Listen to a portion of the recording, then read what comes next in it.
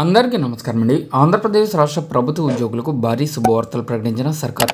రాత్రికి రాత్రే సంచలనం. ఒక్కో ఉద్యోగికి 50,000 రూపాయలు ప్రభుత్వం ఇస్తుంది. సో ఈ వీడియోలో వీటి గురించి పూర్తి వివరాలు అయితే తెలుసుకుందామండి. సో ముందుగా వీడియోని సపోర్ట్ చేసే వారందరూ కూడా వీడియోని ఒక లైక్ చేసి మీ తోటి ఉద్యోగ మిత్రులకు వీడియోని అయితే షేర్ చేయండి.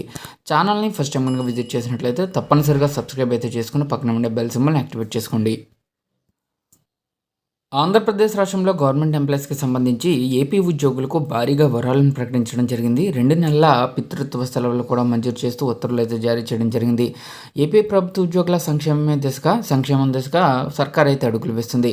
జనాభా వృద్ధి రేటును పెంచే దిశగా కూడా కీలక నిర్ణయాలు తీసుకుంటుంది. రాష్ట్రంలో 3వ సంతానం కలిగిన పురుష ఉద్యోగులకు ప్రయోగాత్మకంగా 2 నెలల పితృత్వ సెలవులు మంజూరు చేయాలని నిర్ణయం తీసుకుంది. అలాగే అమరావతిలో నిర్వహించిన కలెక్టర్ల సదస్సులో వైద్య ఆరోగ్య కుటుంబ సంక్షేమ శాఖ కార్యదర్శి సౌరవ్ గౌర్ ఈ విషయాన్ని వెల్లడించారు. అయితే మహిళా ఉద్యోగులకు ప్రత్యేక సదుపాయాలు. మహిళా ఉద్యోగుల కోసం ప్రభుత్వం ప్రత్యేక చర్యలు అయితే చేపట్టింది.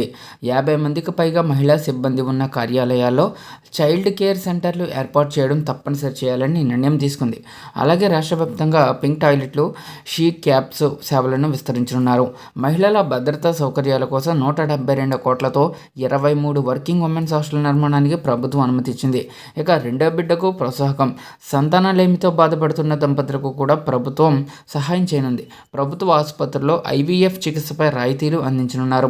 అదేవిధంగా రెండో సంతానం కలిగిన కుటుంబాలకు 25,000 రూపాయల ప్రోత్సాహకం ఇవ్వాలని ప్రభుత్వం నిర్ణయించింది. ఇక ఉద్యోగుల ఆరోగ్యానికి వెల్నెస్ లీవ్ అండి. పదవీ విరమణకు ముందు ఉద్యోగుల ఆరోగ్యాన్ని దృష్టిలో పెట్టుకుని ప్రభుత్వం కొత్త పథకాన్ని కూడా ప్రకటించింది. రిటైర్మెంట్కి ఎవరైతే దగ్గర పడుతున్నారో అలాంటి వారికి 2 ఏళ్ల ముందు ఉన్న ఉద్యోగులకు 15 రోజుల పాటు వెల్నెస్ లీవ్ ఇవ్వబోతున్నారు. దీంతోపాటు హెల్త్ చెకప్స్ కోసం 50,000 రూపాయల వరకు ఒక్కో ఉద్యోగికి ఆర్థిక సహాయం కూడా అందించనున్నారు. ఈ చర్యలతో ఉద్యోగుల సంక్షేమం, కుటుంబ ఆరోగ్యం మరియు జనాభా వృద్ధిని సమతుల్యం చేయాలన్న లక్ష్యంతో ప్రభుత్వం ముందుకు సాగుతున్నట్లు అధికారులు అయితే తెలిపారు.